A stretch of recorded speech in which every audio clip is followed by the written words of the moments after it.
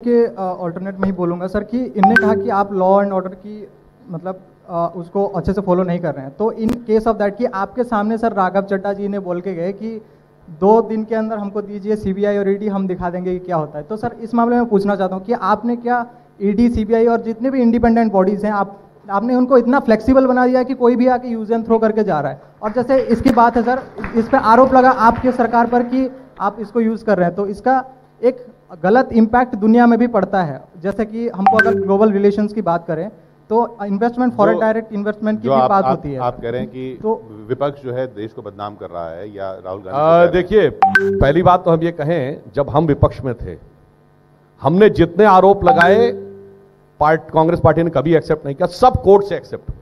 मैंने बोला ना, नेशनल हेराल्ड केस पे कोर्ट में केस है, आप कोर्ट में जाइए अगर आपको लगता है गलत है।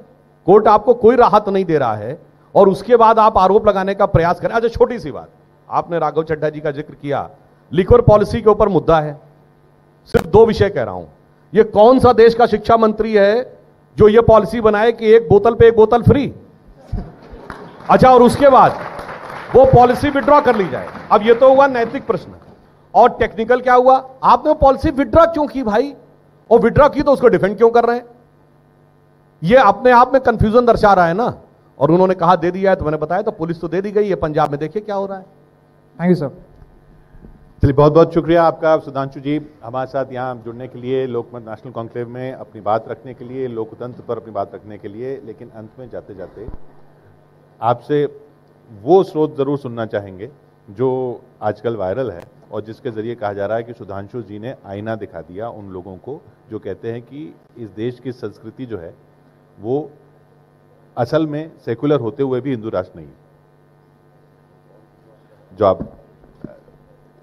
शिव स्रोत आप बताते हैं। नहीं, देखिए, ये देश की संस्कृति तो इतनी महान है, तो मैं सिर्फ एक संस्कृति के लिए युवा पीढ़ी भी बैठी हुई सिर्फ कहूंगा कि आज़ादी का अमृत महोत्सव है, तो मैं एक दूसरी पंक्ति कहता हूं कि याद रखिए, हो गए हैं स्वप्न सब साकार, कैसे मान ले हम, टल गया सर से व्यथा का भार, कैसे मान ले हम, वेश वाणी तत्व दर्शन दूसरों का यह सभी ले, वेश वाणी तत्व दर्शन दूसरों का यह सभी ले, विकृति को हम ग्रहण करते निज प्रकृति को आज भूले, इस विदेशी नकल को अब अस्मिता क्या मान ले हम, हो गए हैं स्वप्न सब साकार, कैसे मान ले हम, टल गया सर से व्यथा का भार, कैसे मान ले हम। इसलिए एक पंक्ति कह के समाप्त करता हूं जो अटल जी ने कहा था। युवा पीढ़ी को कहता हूं, अमृत काल में जो मोदी जी का आह्वान है, याद रखिए, स्वतंत्रता को सार्थक करने कमर कसें, अभियान करें, जो पाया उसमें खो न जाएं, जो खोया उसका ध्यान करें। बहुत बहुत शुक्रिया सुधांशु त्रिवेदी जी, बहुत बहुत धन्यवाद। और मैं आमंत्रित कर रही हूँ श्री देवेंद्र दर्डा जी को कि वे सम्मान चिन्ह प्रदान करें आदरणीय डॉक्टर सुधांशु त्रिवेदी जी को, मैनेजिंग डायरेक्टर लोकमत समूह।